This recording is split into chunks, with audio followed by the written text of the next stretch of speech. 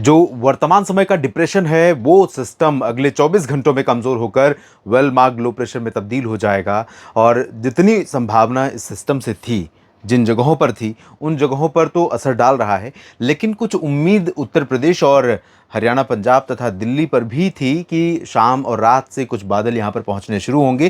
थोड़ा सा नीचे हुआ है ये, जिसके कारण राजस्थान के पश्चिमी ज़िलों में जहाँ पर चांसेस नहीं थे, पहले नहीं लग रहा था कि बीकानेर और जैसलमेर, पाली या जोधपुर की तरफ ये बादल बढ़ेंगे और यहाँ पर कुछ बरसात होने की संभावना बनेगी, लेकिन ये बादल पहुँचे हैं। कोटा, सवाई माधोपुर, जयपुर, अजमेर, यहाँ पर चांसेस थे ये सिस्टम पहुँचेगा।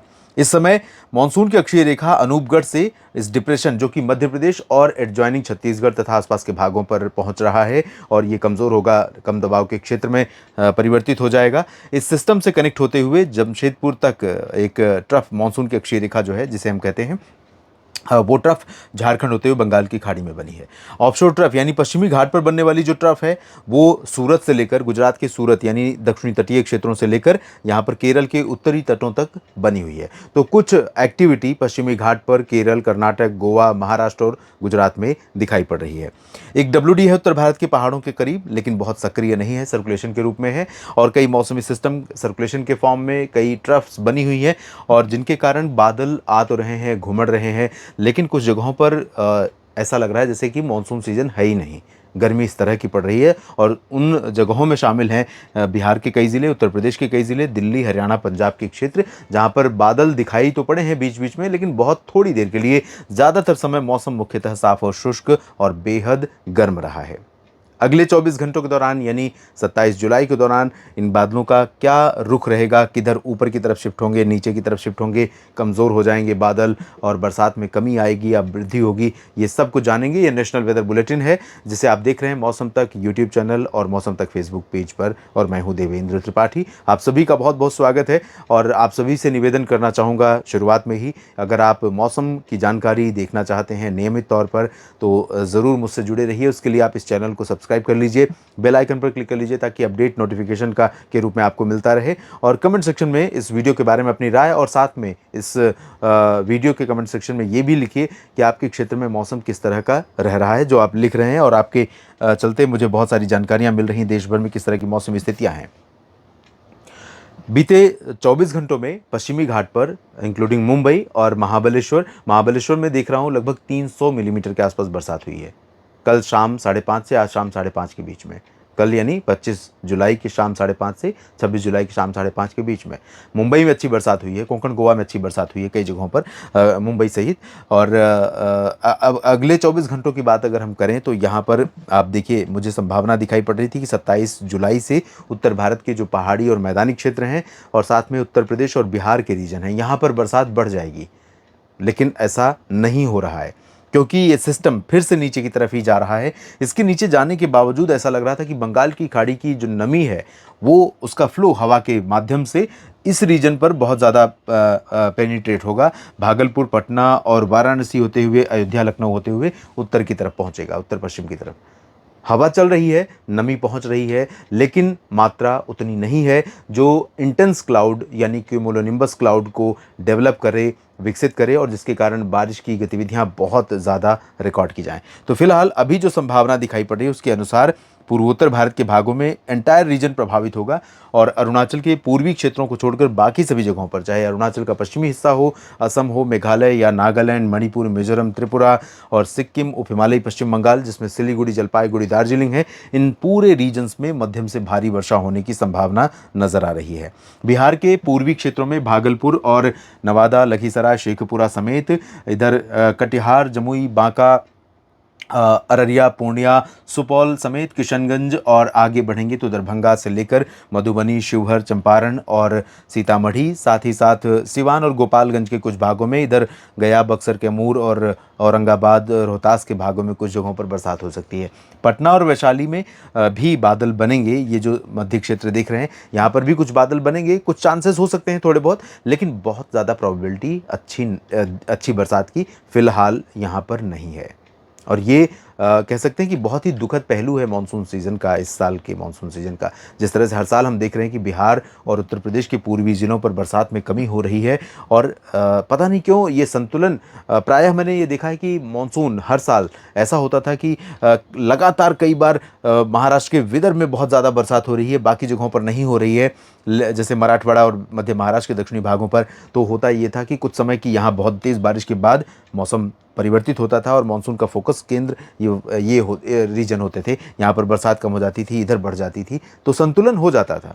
यानी 15 दिन के सूखे के बाद एक बार फिर बरसात के जब बादल आते थे और बरसते थे तो लोगों को लगता था चलो ठीक है, देर आए दुरुस्त आए, अच्छी बरसात हुई, ग्राउंड वाटर रिचार्ज हुआ और जो फसलें बची हुई हैं उनको उनके लिए देखभाल की लागत कम हुई, खेतों में नमी अच्छी हो गई, वाटर जो रिचार्ज हैं जलाशय वो भर गए। लेकिन इस बार विडंबना है कि जहाँ पर नहीं बरस रहा है वहाँ नहीं बरस रहा है, जहाँ बरस रहा है वहाँ लगातार बरस रहा है। तो ये इसी के चलते आप देखिए बिहार में भी और उत्तर प्रदेश में भी यहाँ पर बरसात में कमी बनी हुई है, लेकिन दोनों राज्यों के उत्तरी और दक्षिणी क्षेत्रों में चांसेस हैं।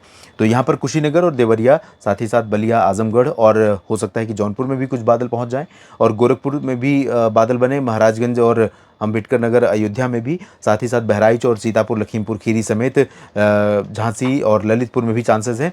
और साथ में इधर सोनभद्र, मिर्ज़ापुर, भदोही से लेकर प्रयागराज के दक्षिणी क्षेत्रों में जो सीमाओं से सटे हैं मध्य प्रदेश की, यहाँ पर और फतेहपुर कौशाम्बी में थोड़ी बहुत बूंदाबांदी हो सकती है।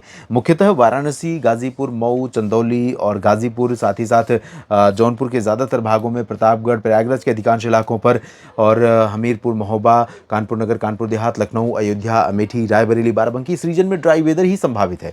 ड्राई वेदर ही नहीं मतलब यहाँ पर बेहद गर्म मौसम संभावित है। जिस तरह की मौसम की स्थिति बनी हुई है, आसमान साफ होना इस समय बहुत ही कड़क धूप का कारण बन रहा है और उसके कारण टेम्परेचर 40 को पार कर रहा है। कई जगहों पर 40 डिग्री के आसपास टेम्परेचर हो, हवा में नमी की मात्रा 70% या उससे ज़्यादा हो तो स्थितियाँ 50 डिग्री सेल्सियस तापमान की हो जाती हैं। तो इन जगहों पर आप सभी से मैं निवेदन करूँगा कि अगर बाहर निकल कर काम कर रहे हैं तो सावधान रहिए।